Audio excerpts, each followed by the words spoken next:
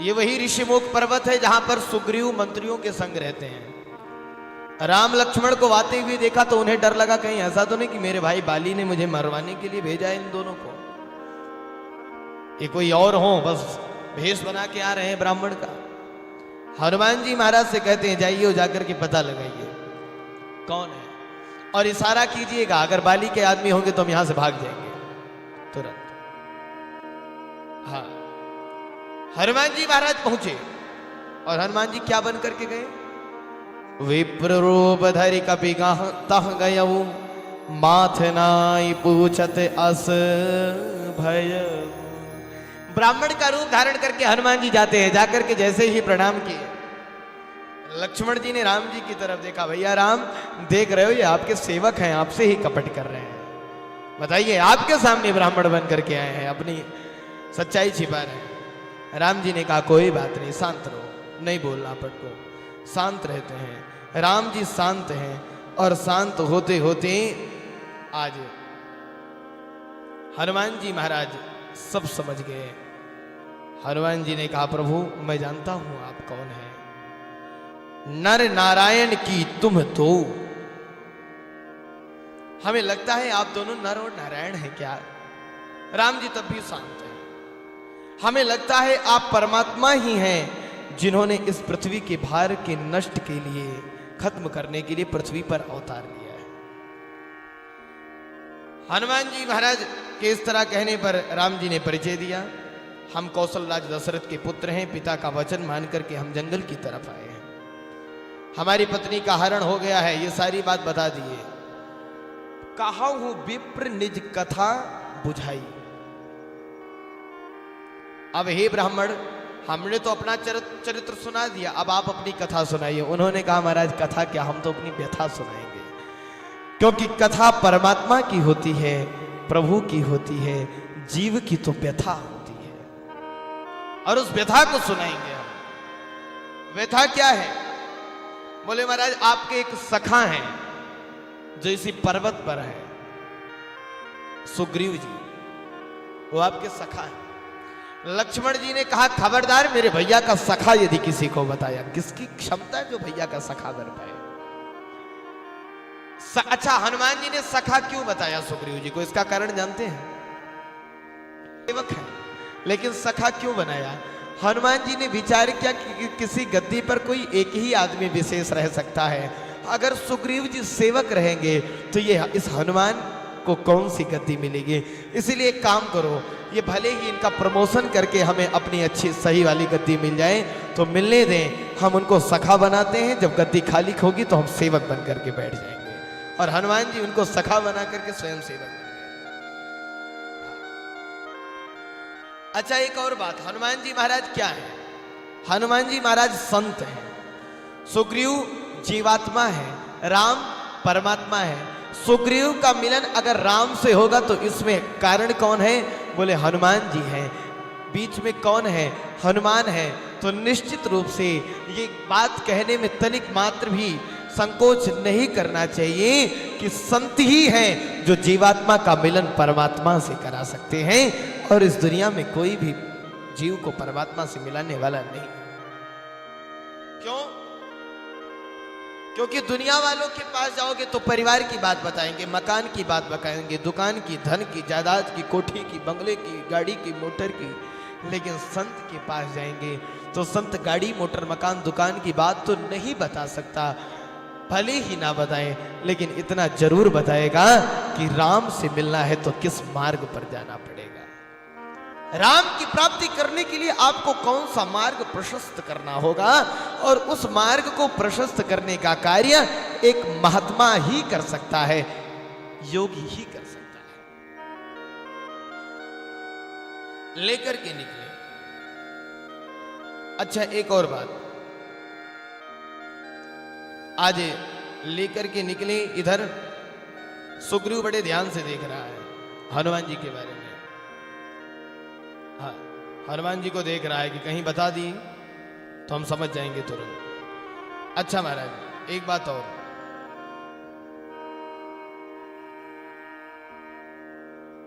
ये सुग्रीव अपने भैया से डर करके बैठा है।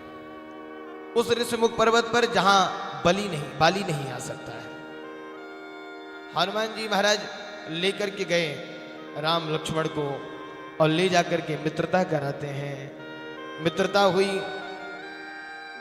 और मित्रता करा करके दोनों को समझाया है। दोनों बड़े प्रसन्न हो रहे हैं, अपने जन्म को धन्य मान रहे हैं। सुग्रीव जी महाराज राम से मिलकर के सारी समस्या सुनाई। राम ने कहा निश्चिंत रहो, मेरे परमात्मा अपने सखा सुग्रीव के लिए बाली का वध किए हैं। बाली का वध कर दिए, सुग्रीव को राजा बना दिए। तो ध्यान से सुनिए, सुग्रीव राजा बनते ही राम के काम को भूल गया।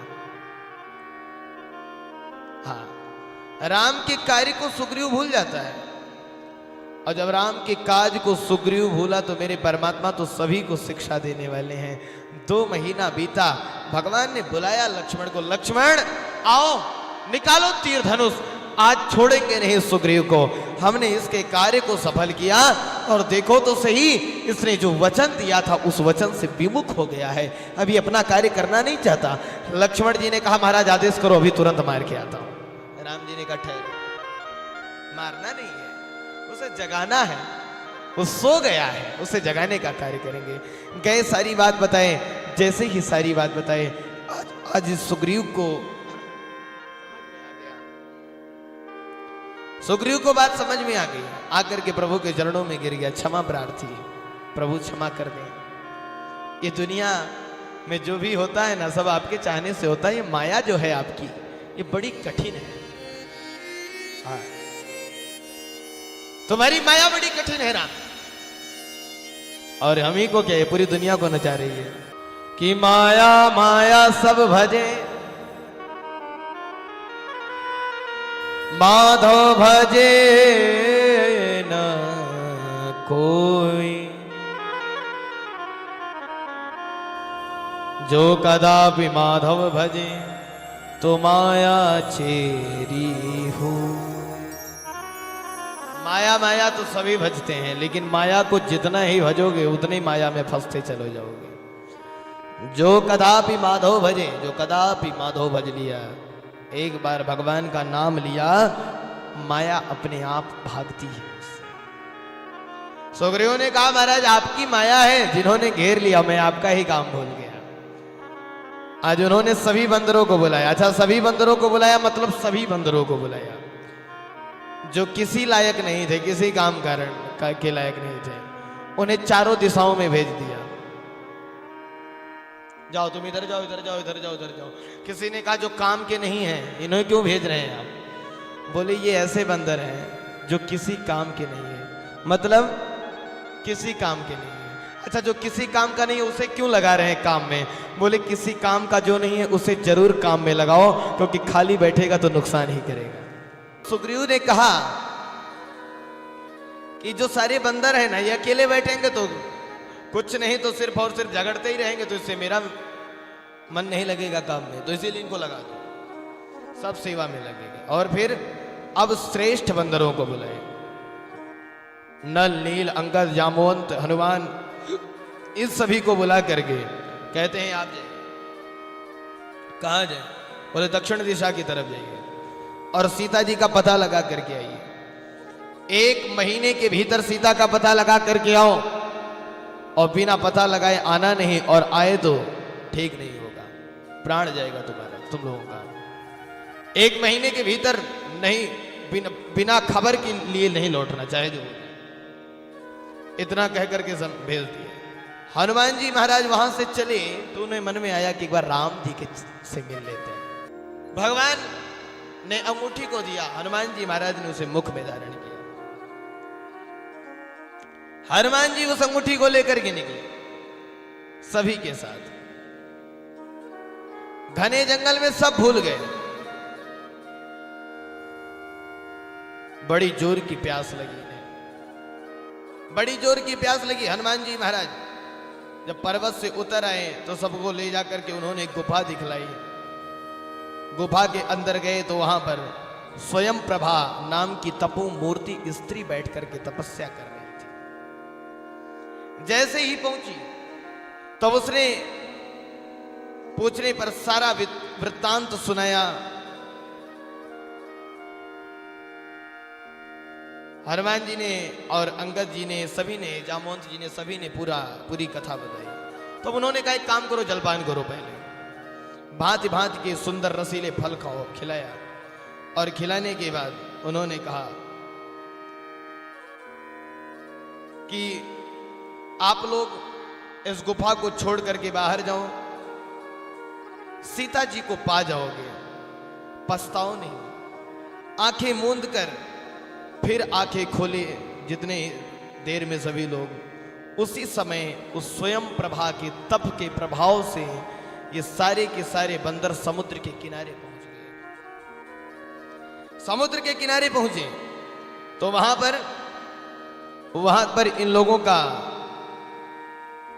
मिलन हो गया संपाति से। ये जो जटायु का भाई था, ये प्रतीक्षा में था कि कोई आवे और हम किसी को खाएं, क्योंकि ये उड़ नहीं पाता था।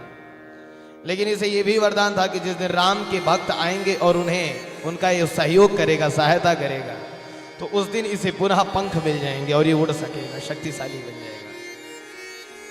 आज जब इसने खाने की बात की तो हनुमान जी महाराज और बंदरों ने कहा, देखो ये भी एक गिद्ध है और एक गिद्ध जटायु भी था, जिसने राम काज के लिए, राम की पत्नी सीता के हरण ना होने पावे, उनकी रक्षा में अपने प्राणों का त्याग कर दिया। और एक तरफ ये गिद्ध देखो जो हम ही लोगों को खाना चाहता है और राम के काज में बाधा बन करके खड़ा है। संपाति ने कहा कि क्या हुआ जटायु? जटायु तो मेरा भाई है, हम और वो एक साथ निकले थे। आज सारी बात उन्होंने बताई। कोई बात नहीं, मैं बताता हूं माता सीता कहां है। तो गिद्धई दृष्टि अपार, गिद्ध की दृष्टि बहुत तेज होती है। बैठे बैठे उसने देख लिया लंका की धरती, पुष्प, अशोक वाटिका और अशोक के वृक्ष के नीचे मां सीता बैठी, इतना सब देख लेता है। जैसे ही इतना देखा महाराज, उसने बताया कि जाओ और इस धरती पर जाओगे, ये 100 योजन समुद्र है, 400 कोस, इतना जो लांघ सकता है वो जाए। इतना जैसे ही बोले महाराज तो सभी लोग परेशान हो गए। किसी ने कहा हम 10 योजन जा पाएंगे। अंगद जी ने कहा और कोई है कि जो उससे ज्यादा दूर जा पाए? एक ने कहा हम 20 योजन। बोले 30। किसी ने कहा 40, किसी ने कहा 50। ऐसे होते होते होते होते महाराज सबने अपना अपना प्रकट किया। ऐसे बढ़ते बढ़ते 50-60 तक पहुंचे और इतना गए। अंगद जी ने कहा और आगे कोई नहीं है? नहीं। अंगद जी ने कहा जाने को तो मैं चला जाऊंगा। अंगद कहे जाऊं मैं पारा, जिय संशय कछु फिर बारा। अंगद ने कहा हम चले जाएंगे लेकिन आने में संशय है। जामवंत जी ने कहा नहीं नहीं आप क्यों जाएंगे, आप तो नेता हैं। नेता थोड़ी जाता है कहीं लड़ने के लिए, है? नेता लड़ता है क्या खुद किसी से? नहीं, लड़ने के लिए उसके आदमी होते हैं। महाराज अगर आप ही चले जाएंगे तो इस मंडली का नेतृत्व कौन करेगा जब नेता ही नहीं रहेगा? तो नेतृत्व करने वाला चाहिए ना। तो आप अंगद जी ठहरो यहाँ। अच्छा, अंगद जी महाराज कहने लगे तो फिर कौन जाएगा? बोले सभी लोग चिल्ला रहे हैं हम चले जाएंगे, हम चले जाएंगे, हम चले जाएंगे, लेकिन जो जाने वाला है वो तो मौन बैठा है। जो जाने वाला है वो तो शांत बैठा है।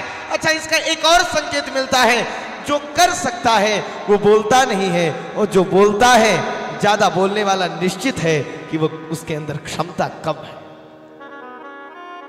अच्छा, हनुमान जी महाराज बोल नहीं रहे कि मैं चला जाऊंगा, क्योंकि उन्हें कर्तापन का अभिमान नहीं है कि मैं कर सकता हूं, ऐसा अभिमान नहीं है। वो चाहते हैं कि कोई आदेश दे, हम उस आदेश का पालन करें। अच्छा, हनुमान जी महाराज तो अपनी शक्ति भूले हुए हैं। उसी समय जामवंत जी ने कहा, जामवंत जी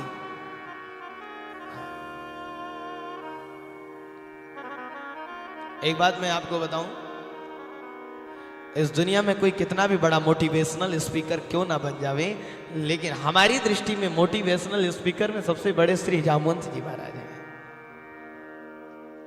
जामवंत जी हैं। कैसे जामवंत जी हैं? बोले मात्र 2 चौपाई 2 मिनट में शून्य से शिखर तक श्री हनुमान जी महाराज को पहुंचा देते हैं। वो है जामवंत जी महाराज।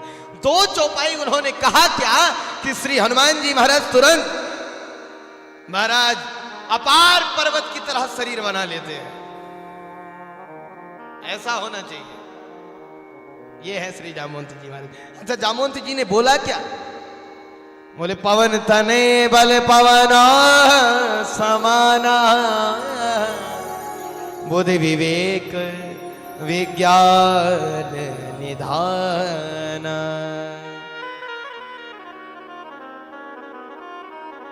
कि कवन सो काज कठिन जग माही, जो नहीं होई तात तुम पाही। अच्छा, इतना बोले तो असर नहीं हुआ हनुमान जी के ऊपर। हनुमान जी ने कहा ठीक है, प्रशंसा कर रहे हैं, कोई बात नहीं। अच्छा, हनुमान जी महाराज के ऊपर असर कब हुआ? बोले जैसे ही बोले राम काज लगता हो अवतारा, राम के कार्य के लिए तुम्हारा अवतार हुआ है। हनुमान जी ने कहा ऐसा क्या? राम के लिए अवतार हुआ है। तो सुनते ही भय पर्वत आकारा, तुरंत पर्वत की तरह शरीर बना है। बताओ क्या करना है? क्या करना है? लंका को जलाकर राख करना है, रावण को मारना है, किस किस को मारना है? कि पूरी लंका नगरी को विध्वंस कर देना है। जितने लोग हैं सबका उद्धार कर दो। बताओ जल्दी से क्या करना है? जामवंत जी ने कहा ठहरो, रुको, धैर्य रखो हनुमान जी। मैं जानता हूं कि आप सब कर सकते हैं, लेकिन आपको सब नहीं करना है। सब करने के लिए मेरे राम लक्ष्मण भी आएंगे, पूरी सेना आएगी। तो आपको क्या, हमको क्या करना है? बोले आपको तो सिर्फ एक ही कार्य करना है। क्या? बोले हनुमान जी महाराज इतना करहु तात तुम जाई, सीता ही देख कहूं सुधि आई। जाकर के सीता का पता लगा करके आओ, बस इतना काम आपका है। हनुमान जी ने कहा बस इतना काम है? बोले हाँ। वाह, ठीक है महाराज, इतना ही काम है तो हम बिल्कुल तैयार हैं। अच्छा, इस तरह से आज हनुमान जी महाराज तैयार हो। जामवंत के वचन सुहाए, जामवंत जी महाराज का वचन सुन करके। अच्छा, हनुमान जी ने क्या किया? हनुमान जी ने कहा सभी बंदरों से कि यहीं ठहरना तुम लोग, मैं जब तक लौट करके ना आऊं तब तक कहीं जाना नहीं। जाने का कार्य नहीं है तुम्हारा। अच्छा, जाने का काम नहीं है, क्यों? हनुमान जी क्यों सबको रोकना चाहते हैं? इसका कारण जानते हैं? है? क्योंकि हनुमान जी संत हैं। अगर सब पहले चले जाएंगे और हनुमान जी बाद में सीता का पता लगा कर आएंगे, तो सीता की पता लगाने का श्रेय सिर्फ हनुमान को मिलेगा। हनुमान जी ने कहा नहीं नहीं, टीम वर्क के बिना तो कोई कार्य हो ही नहीं सकता, और पूरी मंडली हमारे साथ है कि नहीं? तो पूरी मंडली है, ये पहले ना जाने पाए, तब बोले ये हमारे साथ रहें। और जब हम सीता का पता लगा कर आएंगे तो हम इनके साथ जाएंगे राम जी के पास। तो मेरे राम सिर्फ मुझे नहीं बल्कि मेरी पूरी टीम को कहेंगे कि हाँ, सबने मिलकर सीता का पता लगाया है। संत कभी भी कोई कार्य करता है तो उसमें वो खुद का हित नहीं देखता, सिर्फ वो समाज का हित देखता है। और अगर वो स्वयं का हित देखने लग जाए तो मैं आपसे निवेदन करूंगा, वो संत नहीं, वो निश्चित रूप से स्वार्थी बन जाता है, जो स्वकार्य कुशल पूर्वक जीवन जी रहा है, अपने कार्य को कुशल करना चाहता है। हनुमान जी महाराज ने वहां से छलांग लगाई। छलांग परमात्मा ने लगाई। सर्पों की माता सुरसा आई भगवान हनुमान जी की परीक्षा लेने के लिए, और उसने महाराज जितना बड़ा मुंह फैलाया, भगवान श्री हनुमान जी महाराज ने उसका दुगना मुंह फैला करके अचानक से भगवान सूक्ष्म रूप धारण करके उसके पेट में चले गए, फिर बाहर निकल आए, क्योंकि वो भगवान को खाना चाहती थी हनुमान जी। अच्छा, वो परीक्षा लेने के लिए आई थी। हनुमान जी महाराज की उस बुद्धिमत्ता को देख करके उसने कह दिया कि हनुमान, अब मैं परीक्षा ले ली और मुझे विश्वास हो गया कि तुम राम के कार्य के लिए कुशल हो, तुम राम का कार्य संपन्न करा पाओगे। हनुमान जी महाराज वहां से आगे बढ़े, और आगे बढ़ करके मेरे परमात्मा जैसे ही लंका की धरती पर पहुंचे हैं, तब तक एक राक्षसी मिल गई। उसका क्या नाम था? लंकिनी। दौड़ी दौड़ी आई, कौन हो तुम, कहां से आए हो? हनुमान जी ने कहा तुम कौन हो? बोले हम लंकिनी हैं। अच्छा क्या काम है तुम्हारा? हम चोर को खाते हैं। बोले तुम चोर को खाती नहीं बल्कि चोर को रखाती हो। क्यों? क्योंकि तुम्हारे रावण से, तुम्हारे महाराज से बड़ा चोर कौन है? जिसने मेरी मां की चोरी की है और लेकर के आया है। तुम चोर को खाने वाली नहीं बल्कि चोर की रक्षा करने वाली है। इतना कह करके हनुमान जी महाराज ने एक मुट्ठिका खींच करके मारा। क्या? मारते ही उसके अंदर ज्ञान प्रकट हो गया। और ज्ञान प्रकट हो गया तो कहती क्या है? बोले तात मोर अति पुण्य बहुता, देखियो नयन राम कर दूता। मेरे अनेक जन्मों के पुण्य फल आज एक साथ प्रकट हो रहे हैं जब मैं संतों का दर्शन कर रही हूं, राम के दूत का दर्शन कर रही हूं। हनुमान जी महाराज वहां से निकले और वहां से निकल करके मेरे हनुमान जी महाराज खोज कर रहे हैं। एक एक महल में देख रहे हैं जा जा करके सीता जी को। अच्छा देखते देखते क्या हुआ? बोले मंदिर मंदिर देख रहे हैं। देखते देखते देखते देखते अचानक उन्हें एक भगवान का अलग मंदिर दिखाई पड़ा। अलग मंदिर भगवान का उन्होंने देखा। और जब ने उस मंदिर को देखा तो उनके मन में आया, अरे यार राम राम कौन जप रहा है? राम राम की ध्वनि आ रही है। राम राम की ध्वनि, राम राम लिखा हुआ है इस भवन पे। हनुमान जी महाराज से रहा नहीं गया। अच्छा एक बात बताइए आप, इस रामचरितमानस में 3 नगरियों का वर्णन है। एक अयोध्या नगरी, एक लंका नगरी और एक जनक मिथिला नगरी, जनकपुर। तीनों पुरियों में, लंकापुरी, अवधपुरी और जनकपुरी, तीनों में कौन सा नगर श्रेष्ठ है? क्या लंका श्रेष्ठ है? जो लंका को श्रेष्ठ मानते हैं वो हाथ उठा लेंगे। कोई नहीं मानता, चल कोई बात नहीं। अयोध्या को जो श्रेष्ठ मानते हैं वो हाथ उठा लेंगे।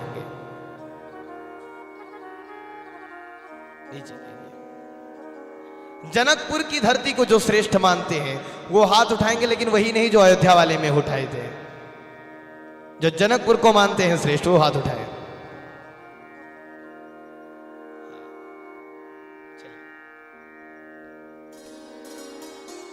इन तीनों नगरियों में लंका नगरी श्रेष्ठ नहीं है। क्यों नहीं है लंका श्रेष्ठ? क्योंकि लंका दुष्टों की धरती है, असज्जनों की धरती है। और उस असज्जनों की धरती पर एक सज्जन रहता है विभीषण, और दूसरा सज्जन कौन रहता है? लंका में दूसरा कौन है जो सज्जन है? मंदोदरी तेज बोलिए ना।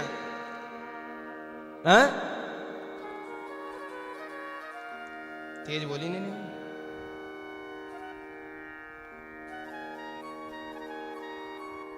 त्रिजटा, त्रिजटा नाम राक्षसी का रामचरण रति निपुण विवेका। ये त्रिजटा है। 2 सज्जन है लंका की धरती पर, एक विभीषण, दूसरी त्रिजटा। और अयोध्या की धरती सज्जनों की धरती थी। यहां 2 असज्जन हो गए, इसीलिए भी श्रेष्ठ नहीं है। हाँ, कैसे श्रेष्ठ कहें हम इसे? तीनों नगरियों में ये श्रेष्ठ नहीं हो सकती कभी भी। अपने आप में अयोध्यापुरी श्रेष्ठ है, लेकिन बात जब जनकपुर की आ जाएगी तो उसके सामने ये श्रेष्ठ नहीं है। क्यों नहीं है? क्योंकि ये सज्जनों की धरती पर 2 असज्जन है, कैकेयी और मथुरा, इसीलिए असज्जन कहे, श्रेष्ठ नहीं। लेकिन धन्य है जनकपुर की धरती, जहां पर सारे के सारे भगवान के अनुरागी भक्त ही हैं, जो परमात्मा का ज्ञान रखने वाले हैं। कोई असज्जन नहीं मिलेगा आपको जनकपुर की धरती पर, कोई भी असज्जन नहीं मिलेगा। वो जनकपुर की धरा है। अच्छा हनुमान जी महाराज को जब मिला, मिलते ही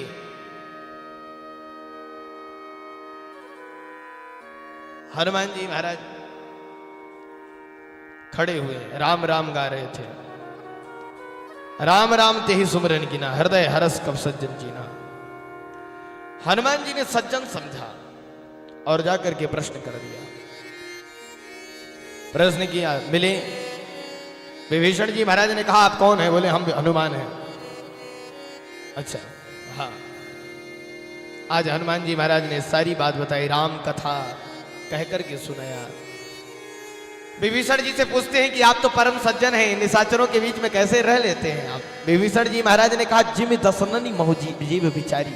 हनुमान जी महाराज की तरफ देख करके आज विभीषण जी ने कहा, अब मोहि भाव भरोसा हनुमंता, बिनु हरि कृपा मिले नहीं सत्ता। एक बात आप ध्यान से सुनिएगा, संत का संग जीवन में दो प्रकार से मिलता है। एक तो बिनु हरि कृपा मिले ही नहीं संता, बिना हरि की कृपा से। एक दूसरा बोले, बड़े भाग पाई सत्संगा, जब आपका भाग्योदय होता है तब सत्संग मिलता है, संतों का संग मिलता है। अच्छा, आपको कैसे मालूम पड़ेगा कि आज हमारे भाग्य से संत का मिलन हुआ या हरि की कृपा से संत का मिलन हुआ है? ये कैसे जानेंगे आप? कारण तो दो हो सकता है ना, कोई भी हो सकता है। हो सकता है आज आपके भाग्य मिला रहे हो संत से, या आज हरि की कृपा बरस रही हो, तो इसे आप कैसे जानेंगे? हम बताते हैं आपको कैसे मालूम पड़ेगा। बोले, जब आप खुद चल करके किसी महात्मा की कुटिया पर जाते हैं और जाकर के दर्शन करते हैं, तो वहां पर आपके भाग्य से संत का दर्शन होता है। और वही महात्मा जब खुद चल करके आपके घर आकर दर्शन देते हैं, तो ये आपके भाग्य का परिणाम नहीं है, बल्कि साक्षात हरि की कृपा बरसती है, तब संत आते हैं। अब आप समझ लेना, जब आपको संत का दर्शन हुआ करे तो जान लेना कैसे हो रहा है, और जैसे हो रहा हो, अगर हरि की कृपा से हुआ तो उनको धन्यवाद देना। ठीक, बोलिए भक्तवत्सल भगवान की जय। आज विभीषण जी महाराज समझाते हैं हनुमान जी महाराज को। हनुमान जी महाराज वहां से निकले, इधर महाराज त्रिजटा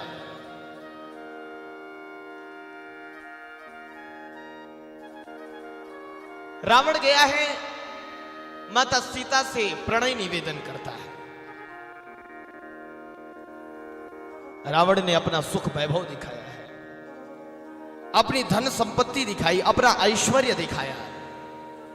रावण के पास सब कुछ है, उसने सब दिखा दिया सीता को कि किसी तरह से भी सीता मान जाए और वरण कर ले। लेकिन धन्य है सीता महारानी, सीता महारानी को धन, ऐश्वर्य, पद, वैभव प्रभावित नहीं कर पाया। इसका सीधा सा संकेत यही है, विवाह राम की धन संपत्ति से नहीं बल्कि राम से हुआ है, राम के चरित्र के कारण राम से कराया गया है।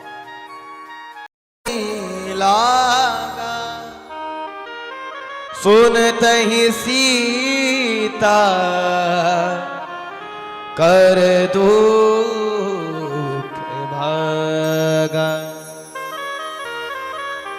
रामचंद्र गुण बरने लगा, सुनते ही सीता कर दुख भागा। रामचंद्र का गुणगान जैसे ही सुनी तो सीता जी का दुख खत्म नहीं हुआ बल्कि दुख भागता है वहां से। हनुमान जी महाराज आए, हनुमान जी ने के सामने बैठते ही मां ने प्रश्न किया, कौन है आप? हनुमान जी ने कहा, राम दूत मैं मातु जानकी, मैं राम का दूत हूं, मैं राम का भक्त हूं। ये अंगूठी लाया हूं, राम जी ने मुझे दिया है पहचान के रूप में आपको देने के लिए। सीता जी ने पूछा, नर और बंदर का संग कैसे हो सकता है, कैसे हुआ? हनुमान जी ने सारी बात बताई कि ऐसे ऐसे संग हो गया हमारा। आज मां के मन में बड़ा प्रेम आया, विश्वास उत्पन्न हो गया। हनुमान जी महाराज बैठे, मां ने कहा, बेटा सब तेरे ही जैसे हैं क्या? हनुमान जी ने कहा, हाँ मां, सब मेरे जैसे हैं, और ज्यादा दिन नहीं, कुछ दिन की बात है, राम जी आएंगे और रावण को मार करके सबको पराजित करके आपको यहां से ले जाएंगे। मां ने कहा, सब तुम्हारी जैसे छोटे छोटे हैं, बंदर भालू हैं। हनुमान जी ने कहा, हमारा मां, हाँ आज माता के मन में संदेह हो गया, तुम जैसे बंदर राक्षसों से कैसे जीतेंगे राम जी इस युद्ध को? हनुमान जी ने जैसे ही ये बात सुनी, करक भोधराकार शरीर, खूब बड़ा शरीर बनाया, भयानक शरीर। जब बनाता है सुमेरु पर्वत की तरह शरीर बनाई, तो मेरी माता जो है, माता ने हनुमान जी को देखा, हनुमान जी छोटे बन गए, मां बड़ी प्रसन्न हो गई और आज हनुमान जी महाराज को आशीर्वाद देती है।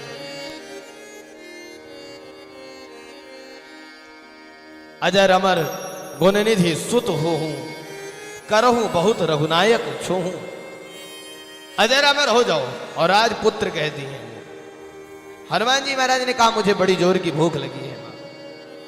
आज हनुमान जी ने जो कहा, मैया ने कहा जाओ खा लो, लेकिन उनकी रखवाली करने वाले बहुत लोग हैं। गए तोड़ने लगे तो जाकर के जितने भी छोटे मोटे राक्षस थे वहां सभी दौड़ करके गए हनुमान जी महाराज के पास। हनुमान जी महाराज को देखे तो उन्होंने उस पर वार किया। पहले गए रावण के पास, रावण से कहते महाराज एक बंदर आया। अच्छा, बड़ा भारी बंदर है। फिर बोले उसने पूरी अशोक वाटिका उजाड़ दी है, फल खाए, वृक्षों को उखाड़ डाला, रखवालों को मसल मसल कर जमीन पर डाल दिया। इतना जैसे ही बताए रावण बहुत से योद्धा को भेजता है। उन्हें देख करके हनुमान जी ने गर्जना की, सब राक्षसों को मार डाला, कुछ अधमरे रह गए, उनको छोड़ दिए। किसी ने कहा इनको अधमरा क्यों छोड़े हैं? बोले सब मर जाएंगे तो खबर कौन पहुंचाएगा रावण तक कि सब मर गए, इसीलिए कुछ को छोड़ देना पड़ता है।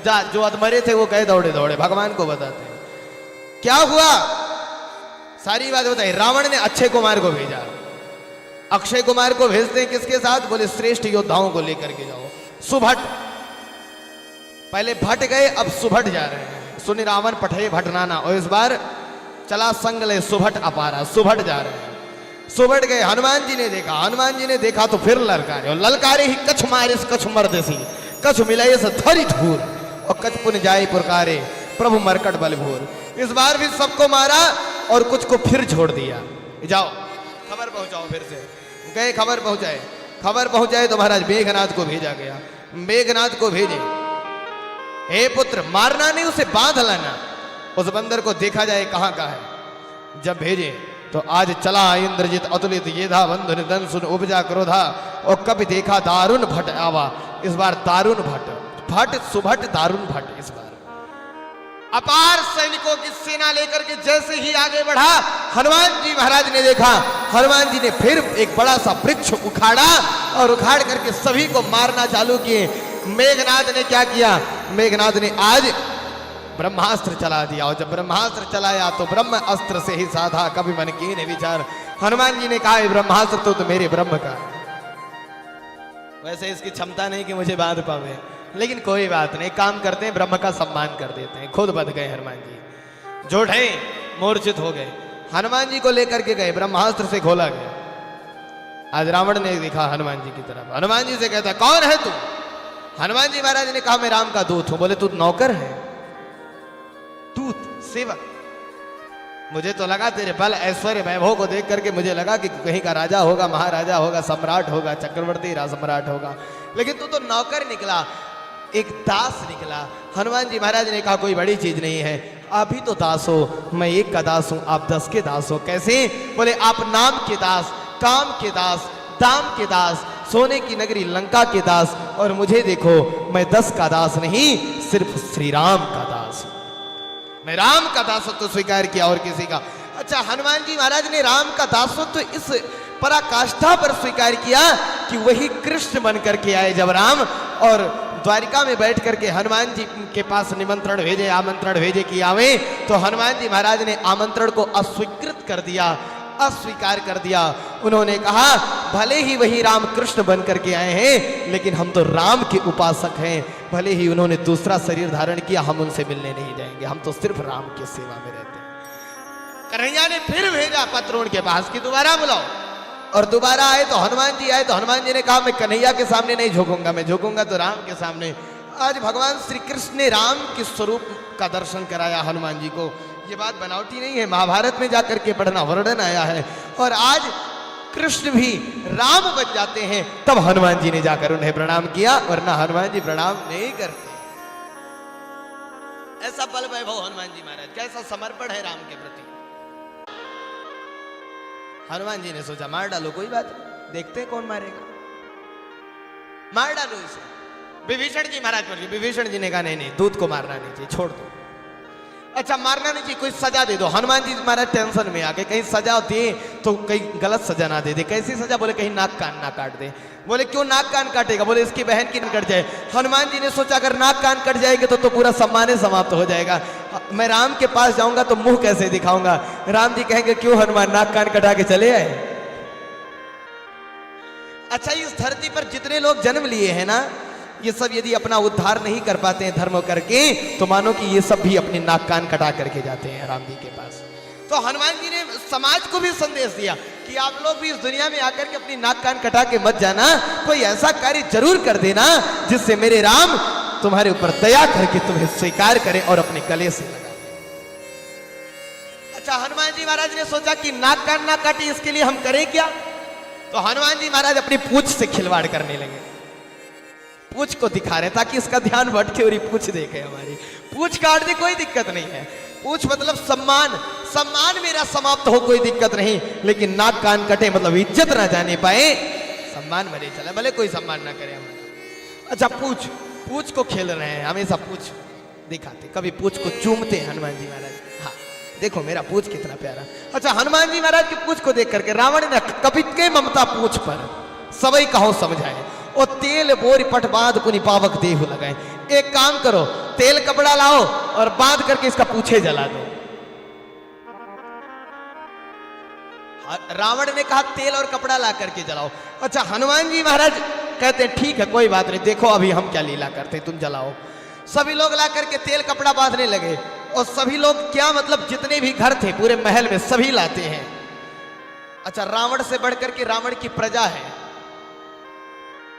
रावण ने कहा तेल लाओ और कपड़ा लाओ, तो रावण की प्रजा रहा ना नगर बसन घृत तेला, उन्होंने तेल और कपड़े के साथ साथ नगर का पूरा घी भी लगा दिया। घी के लिए तो रावण बोले ही नहीं था, वो अपने मन से लगा दिए, घी ला करके लगाए। अच्छा, लगाने के बाद हनुमान जी महाराज सबकी तरफ देखते हैं, ठीक है तुम भी ला रहे हो, लाओ तुम्हारे भी घर को जलाएंगे, निश्चिंत रहो। सभी लोग मिलकर के पूछ जला रहे हो ना हमारी, एक एक को देख लेंगे, आओ आओ लगाओ। अच्छा, सब मिलकर के लगा दिए, बचा ही नहीं तेल घी। और लगाने के बाद क्या होता है? बोले सबने आग लगाई। आग लगाई तो आग लगाते ही हनुमान जी महाराज तुरंत स्पीड में आ गए। हनुमान जी सीधे चढ़ गए खिड़की। अब धीरे धीरे एक एक अटारी पर चढ़ते जा रहे हैं, सोने की अटारियों पर, और हनुमान जी महाराज लंका को धू धू करके जलाना प्रारंभ कर दिए। लंका जलने लगी, डर गया रावण। रावण ने मरुद गढ़ों से कहा कि जल्दी से हवा चलाओ, लंका बुझ जाए जल्दी से। तो हरि प्रेरित ही अवसर चले मरुत 49, उस समय 49 मरुदगढ़ सभी चले, और जब वो हवा बढ़ी तो हवा बढ़ी क्या हुआ? बोले लंका की नगरी पर जलना रुका नहीं, अग्नि शांत नहीं हुई बल्कि और धू धू करके जलने लगी। क्यों? क्योंकि आग छोटा होता है तो हवा उसे बुझा देती है, और यदि आग बढ़ गया है तो हवा उसे बढ़ाने का कार्य करती है। आज लंका जला रही है। अच्छा, परेशान हो गए, परेशान होकर के इंद्र की तरफ देखे, जल्दी से वर्षा कराओ। इंद्र ने वर्षा करने के लिए बोला, तो वर्षा हुई तो मानो कि वो जल नहीं पेट्रोल है, पेट्रोल का काम किया, पूरी लंका को जला करके राख कर दिया। पूरी लंका नगरी जल करके राख हो गई। साहब ये देखिए विचित्र लीला। हनुमान जी महाराज बड़े परेशान, हनुमान जी दौड़े दौड़े गए वहां से तुरंत समुद्र में, और समुद्र में जाकर के हनुमान जी महाराज ने अपनी पूंछ को बुझाया, दौड़ करके आए, मां के चरणों में गिर गए। माता ने उन्हें चूड़ामणि प्रदान किया, और चूड़ामणि लेकर के हनुमान जी महाराज निकले हैं, आए, और यहां पर आकर के वो अपनी मंडली के साथ गए हैं राम जी के पास। प्रभु राम को सारी बात बताते हैं। राम जी बड़े प्रसन्न हुए आज हनुमान के ऊपर, खूब आशीर्वाद देते हैं। देखा उन्होंने कि चूड़ामणि दी हैं, तो मानो कि वो अंगूठी पराजय का सूचक था, तो ये चूड़ामणि विजय का सूचक है जो राम जी के पास आ गया है। राम जी ने उसे स्वीकार किया। हनुमान जी महाराज आज वहां से निकले राम जी के साथ, सभी आए हैं, और अब लंका जाने की तैयारी आती है, समय आता है कि लंका चला जाए, किस तरह से पूरी तैयारी बना करके आते हैं। इधर विभीषण जी महाराज एक दिन समझाने के लिए गए, उन्हें भी लात मार के भगा दिया। हाँ, और जब वहां से भगाया ना, तो अस्क ही चला विभीषण जब ही आयुहीन भये सब तबही। जब विभीषण जैसे संत जिस स्थान का त्याग कर देता है, निश्चित ही वहां पर अब दुर्भाग्य आ गया है। दुर्भाग्य घेर लिया। निकले हैं वहां से, आकर के सुंदर पुल का निर्माण कराना प्रारंभ किए। सुंदर पुल का निर्माण कराए, और निर्माण कराने के बाद महाराज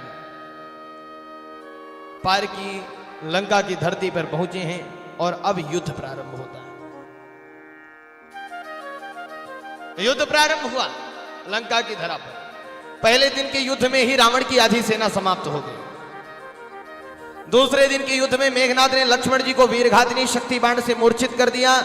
सुषेण ने बताया संजीवनी बूटी के बारे में कि सूर्योदय से पहले अगर इनको नहीं दिया गया तो लक्ष्मण के प्राण निकल जाएंगे। हनुमान जी महाराज की कृपा से, परिश्रम से श्री लक्ष्मण जी महाराज मूर्छावस्था से जागृत हुए हैं। तीसरे दिन कुंभकर्ण को जगाया। कुंभकर्ण ने खूब डांटा है रावण को। रावण ने कहा अब जो हो गया सो हो गया। कुंभकर्ण ने कहा कोई बात नहीं, इसके हाथों मरने से अच्छा है कि हम राम के हाथों मर जाएं। वो निकल पड़ा। मेघनाथ का उद्धार हुआ है, लक्ष्मण जी ने कुंभकर्ण का उद्धार किया। अब रावण आया। अच्छा, रावण खुद भी आया और उसकी सेना भी महाराज एक से एक सेना। एक दिन तो उसने सेना भेजे तो विचित्र सेना भेजता है। कैसे सेना भेजा उसने? 4 प्रकार के सैनिकों को भेजा।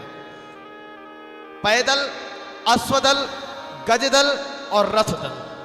पैदल गए हैं, हाथी पर बैठ करके गए हैं, घोड़ा पर बैठ कर गए हैं और रथ पर बैठ करके गए हैं। इस तरह से 4 प्रकार की सेना आई। श्री हनुमान जी महाराज को आकर के घेर ली। अच्छा, हनुमान जी महाराज को आकर के घेरी तो लक्ष्मण जी ने कहा क्या हनुमान जी गदा लेकर के आओ। हनुमान जी ने कहा कोई काम ही नहीं है।